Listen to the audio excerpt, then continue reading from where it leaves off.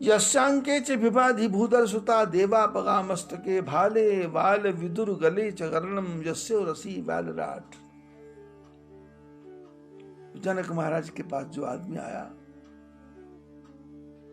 जनक महाराज ने कहा ले जाओ, एक दिन तो आराम करो।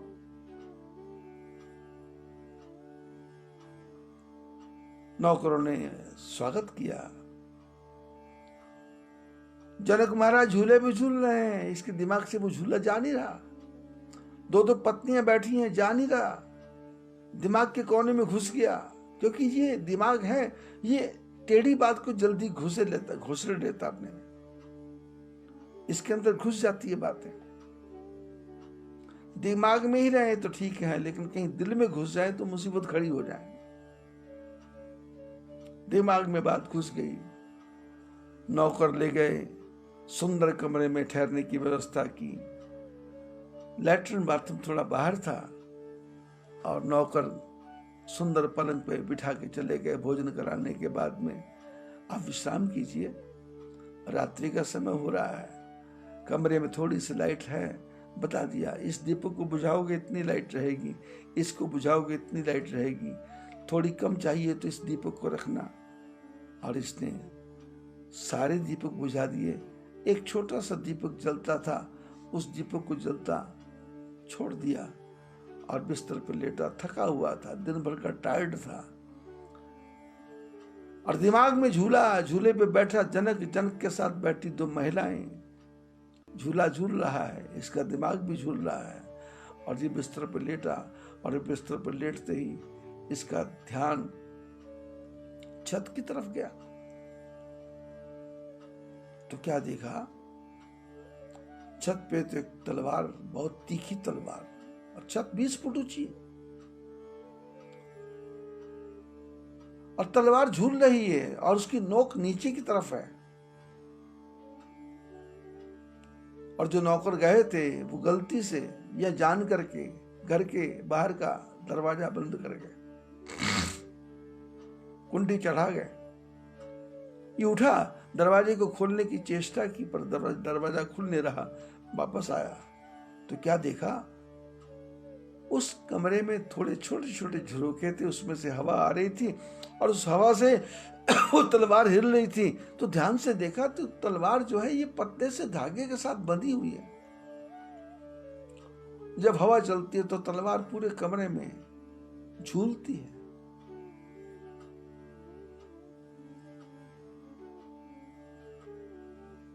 बाकी दीपक बुझा दिए गए थे, कैसे जला के देखूं, साधन भी नहीं था, एक ही दीपक जल रहा है, यही जलता रहे काफी है।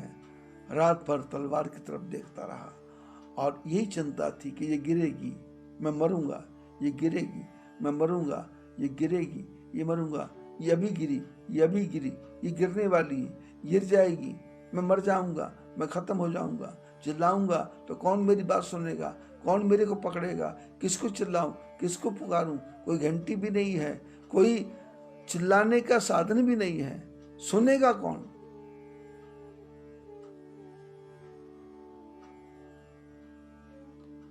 आंखों में नींद नहीं आ रही, पलकों ने झपकना बंद कर दिया। तलवार को देखते देखते देखते देखते मन तलवार हो गया, आंखें तलवार हो गई, शरीर तलवार हो गया। तलवार तलवार तलवार तलवार, मौत मौत मौत मौत। राजा जनक ने नौकरों को कहा, अतिथि को ले आओ।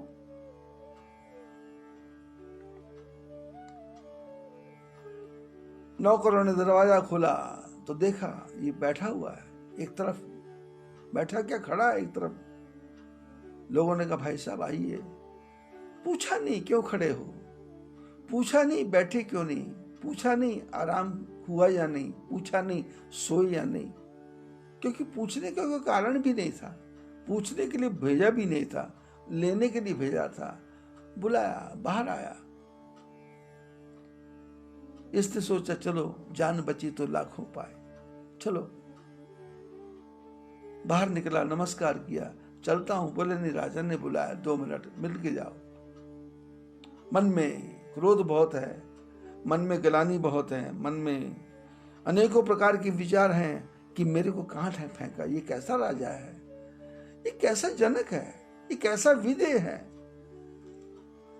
इसको अपने देह की चिंता नहीं है, पर मेरा देह रात को कट जाता, फट जाता, क्या बनता मेरा, और मैं खत्म हो जाता, क्या होता मेरा। इसने मेरे को कहाँ फेंक दिया, कहाँ तलवार के नीचे, और तलवार भी धागे से लिपटी हुई, धागा भी पतला सा, हवा चलती है तो तलवार कमरे के चारों तरफ घूम जाती है, और कहाँ गिरेगी किसी को कोई भरोसा नहीं। ये कैसा राजा, ये कैसा विदेह है, ये कैसा राज्य है, कहाँ फंस गया, किसने मेरे को बुद्धि दी, मैं यहाँ क्यों आया, मेरे को नहीं आना चाहिए था, पर आया हूं तो बात तो करके जाऊंगा, दो दो हाथ, दो दो बातें पूछूंगा तो सही।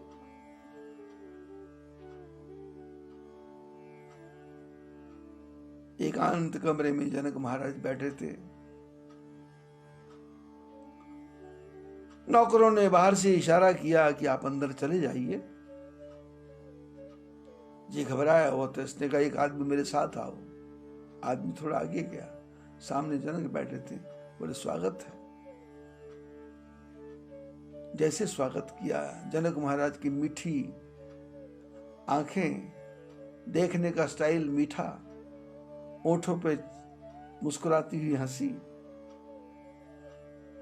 और इसको लगता है कि मैं जिंदा बच गया इसलिए मुस्कुरा रहा है। इसको लगता है तलवार के अंदर से बच के आया इसलिए मेरी हंसी ठिठोली कर रहा है। नौकर पीछे मुड़ गए, ये आगे पहुंचा, दरवाजा अपने आप बंद हो गया।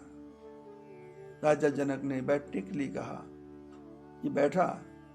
राजा जनक ने कहा आप रात सो गए होंगे, अच्छा विश्राम आया होगा, निद्रा आपकी पूरी हो गई होगी। इसने कहा निद्रा, आप निद्रा की बात करते हो, निद्रा क्या है, किसको आई, किसने निद्रा ली। बोले मैं आपकी चर्चा कर रहा हूं।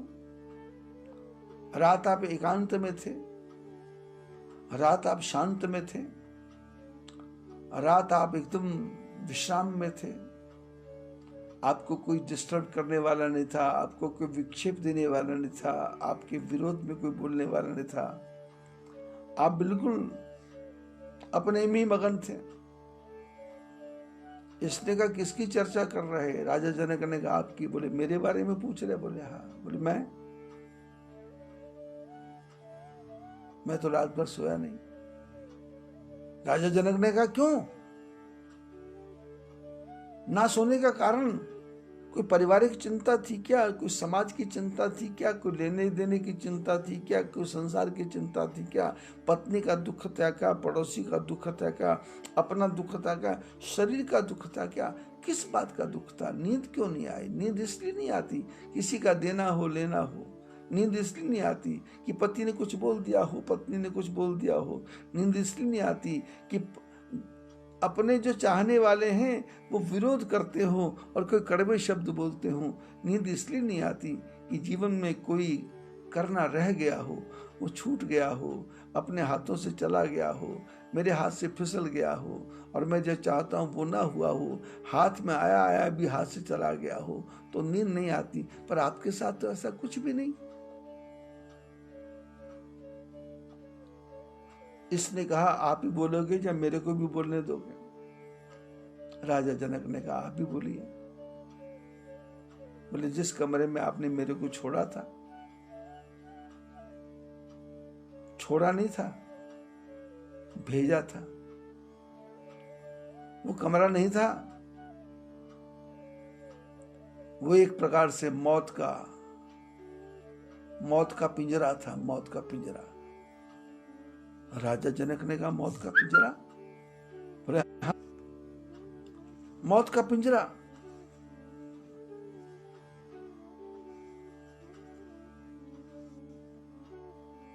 कैसे। बोले ऊपर तलवार लटक रही थी।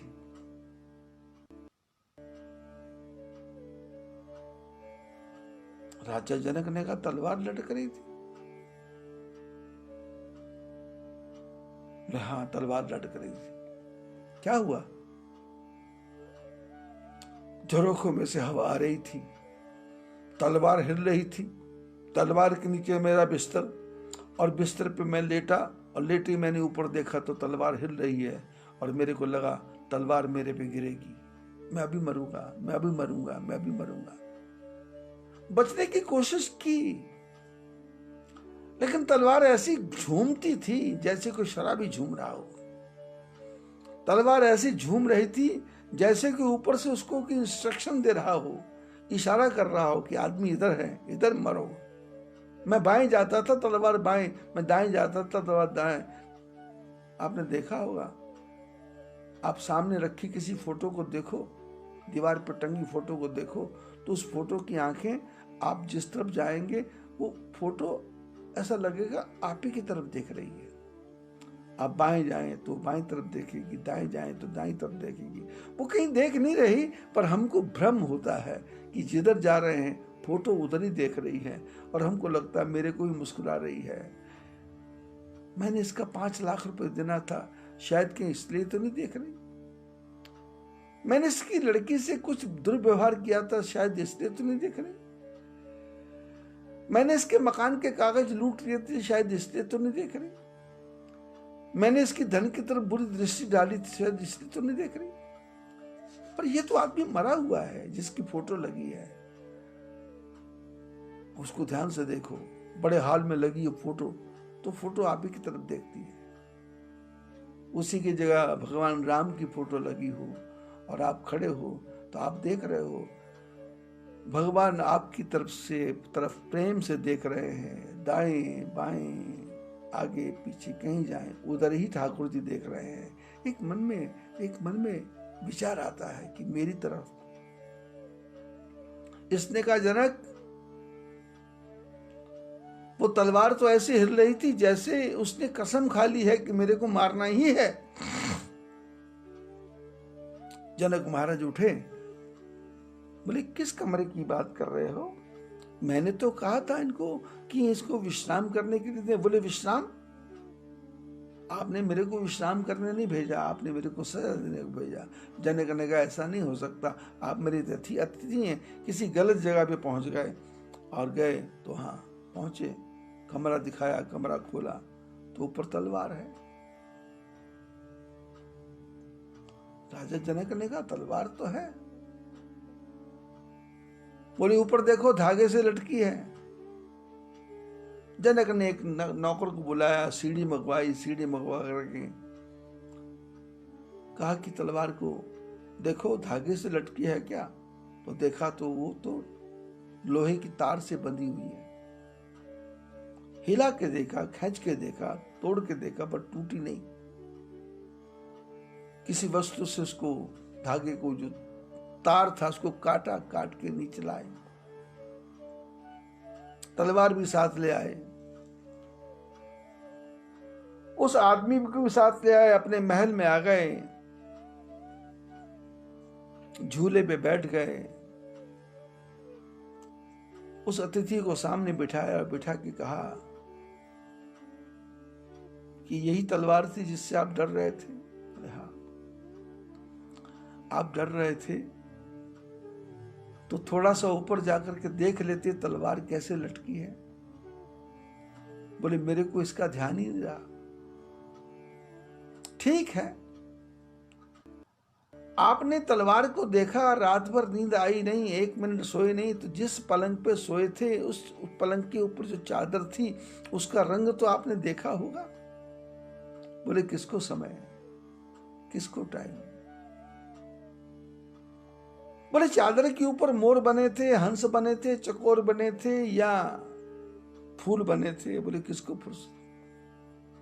जिस पलंग पर सोए थे वो चंदन का था, लकड़ी का था, देवदार का था, चीड़ का था, शीशम का था, जब प्लाईवुड का था। बोले किसको फुर्सत? कमरे में कितनी अलमारियां थी? बोले किसको फुर्सत? छत को तो देखा होगा। बोले छत को देखने का टाइम नहीं, तलवार ही देखता रहा, तलवार ही देखता रहा। तलवार के साथ तलवार का रंग, बोले तलवार का रंग भी नहीं देखा, छत पे रंग वो भी देखा नहीं, छत पे जो लकड़ियां लगी थी वो भी देखी नहीं। अरे जिन झरोखों से हवा आ रही थी उनको तो देख लिया होगा। बोले वो झरोखे किसने देखे, किसने गिने, किसको फुर्सत। तो आपने कहा दरवाजा खोलने की चेष्टा की तो दरवाजे में कितनी कुंडियां लगी थी। बोले किसको फुर्सत। क्या दिख रहा था उसे? तलवार। तलवार नहीं, मौत। ये तलवार गिरेगी तो सिर पे फंसेगी, कितनी गहरी धंसेगी, छाती पे फंसेगी, कितनी गहरी धंसेगी, कितना खून निकलेगा, कब मेरी मौत होगी, कितना तड़प तड़प के मरूंगा, और मरूंगा भी तो मेरी आवाज कौन सुनेगा, क्योंकि चिल्ला रहा था तो कोई सुन ही नहीं रहा था। अब तलवार गिरने के बाद कौन सुनेगा। इसलिए पूरी रात मैं उस कमरे के कोने में सावधान होकर खड़ा रहा और एक कोने में खड़े होके देखता रहा, देखता रहा, देखता रहा। जनक महाराज ने कहा, आप आए थे, आपने मेरे बैठे देखा था, मैं पत्नियों के साथ बैठा हुआ था और आपने देखा कि ये कैसा राजा है। मैं पत्नियों के साथ बैठा हूं, पर मैं पत्नियों के साथ नहीं हूं। मैं झूले पे बैठा हूं, मैं झूले के साथ नहीं हूं। मैं संसार में हूं पर संसार के साथ में नहीं हूं। क्यों? जैसे आपको उस कमरे में तलवार दिख गई, ऐसे मेरे को बचपन से ही ये काल की तलवार दिख गई है। अब काल की तलवार को देख करके मैं 24 घंटे याद रखता हूं कि मेरे को अपने प्राणों की आहुति देना है और एक दिन मरना है। इसलिए जब तक जीना है तब तक अच्छे कर्मों को करना है। यस्यांके च विभाधि भूधर सुता देवा पगा मस्तके भाले वाल विदुर गले च गरणम, गले में सांप की माला। काल के साथ ही रहना है। ऐसा आदमी जैसा होगा वो क्या होगा, जो सर्वहा सर्वगता, वो सबके अंदर समा जाएगा, वो सबके अंदर ओतप्रोत हो जाएगा। वो पत्नी से भी उतना ही सुंदर व्यवहार करेगा, पति से भी उतना ही सुंदर व्यवहार करेगा, बच्चों से भी उतना सुंदर व्यवहार करेगा, क्योंकि अपेक्षा कुछ नहीं है। अपेक्षा कुछ नहीं है। अगर आपको हमारा कंटेंट पसंद आया हो तो वीडियो को लाइक करें, ज़्यादा से ज़्यादा शेयर करें और हमारे चैनल को सब्सक्राइब करें।